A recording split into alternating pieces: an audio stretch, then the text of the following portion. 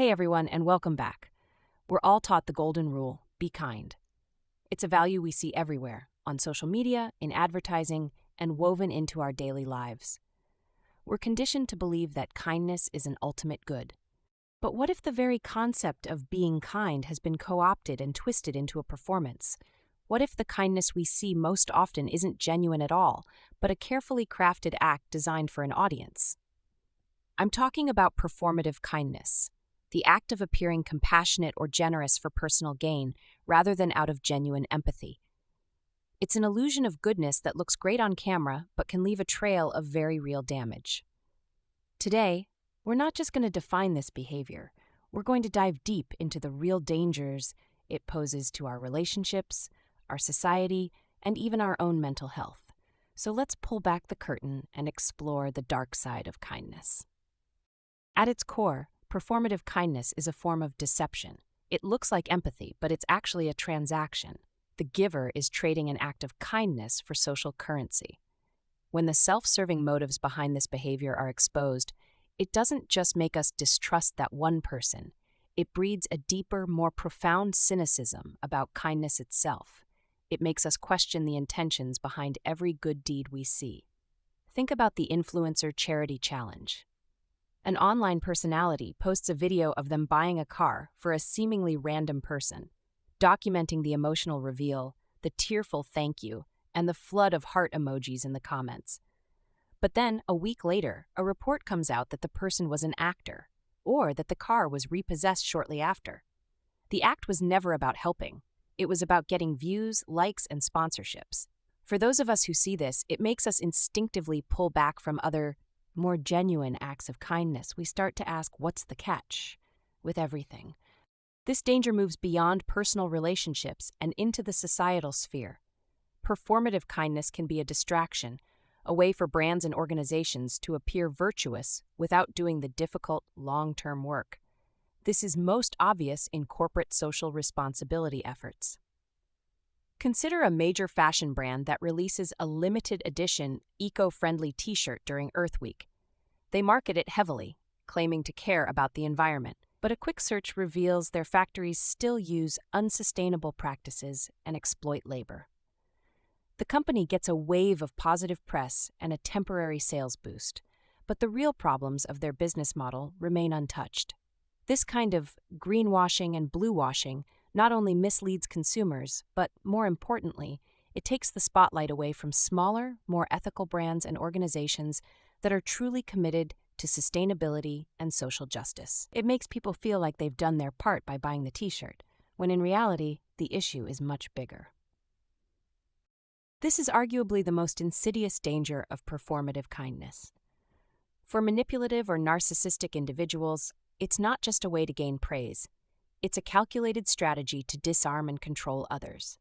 Their public image becomes a powerful shield.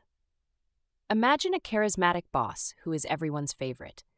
They remember birthdays, offer to mentor junior staff, and always speak highly of their team in public meetings. But behind closed doors, they use private information to belittle employees, gaslight them, or take credit for their successes. When a victim finally speaks up, they're met with disbelief. How could you say that? They're the most supportive person I know. The public facade is so strong that it isolates the victim, making them doubt their own reality and leaving them with no one to turn to. The kindness was never a gift, it was a debt being collected. In our digital age, performative kindness often manifests as slacktivism, superficial, low-effort actions that create a feel-good illusion of making a difference. It's the idea that pressing a button is enough to change the world. Think about a major social or political crisis. The online response is often a wave of hashtags, profile picture changes, and I stand with posts. While this can sometimes be a starting point, it can also become a substitute for real, meaningful action. The biggest danger here is that it can create a false sense of progress and accomplishment. People feel like they've done their part just by posting, which can lead to complacency and prevent them from engaging in more impactful activities like donating, volunteering, or having difficult conversations with their family and friends. It can also drown out the voices of actual activists who are trying to share vital, nuanced information. Performative kindness can also place a significant emotional and social burden on the person receiving it.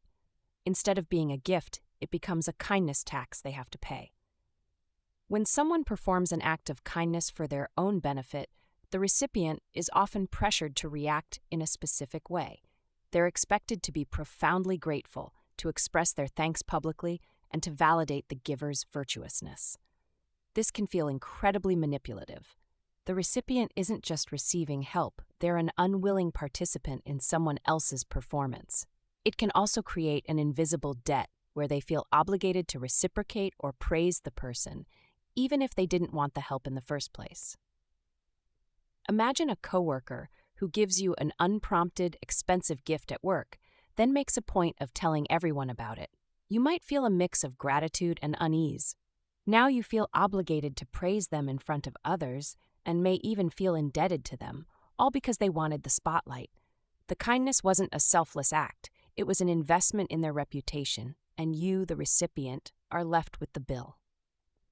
We are so thrilled to present this award. Damaging social hierarchy. We start to value the most visible, theatrical acts of kindness. We are so over the quiet, thrilled to present this award. And often unseen acts that actually hold communities together. It promotes a system where the loudest and most extravagant wins, to present not this the award. most effective. Contrast the celebrity who makes a single, massive, and highly publicized We are so donation thrilled with to countless present this volunteers award. who quietly dedicate their weekends to mentoring children, feeding the hungry, or cleaning up their local park. We are so thrilled to present this award. In the public eye, the celebrity is lauded as a hero. The volunteers, who have a tangible and We are sustained so impact thrilled on the to community, present this go award. largely unnoticed. This teaches us that the image of helping is more important than the act. We of are helping. so thrilled to present this award. Of communities in favor of a superficial, ego-driven spectacle. So, how do we navigate this world of manufactured kindness? How do we spot the difference? And more importantly, how do we make sure our own kindness is genuine? Ask yourself a few simple questions. What is the motivation? Is the focus on the person being helped or the person doing the helping? Does the kindness vanish when the audience does?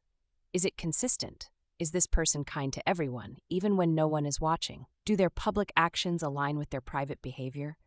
Is there an expectation of a return? Genuine kindness is given freely, without expecting anything back, whether it's gratitude, praise, or a future favor. The antidote to performative kindness isn't to stop being kind. It's to be more mindful about our actions and our intentions. It's about valuing authenticity and genuine connection over public approval. In a world obsessed with appearances, genuine kindness is more powerful than ever.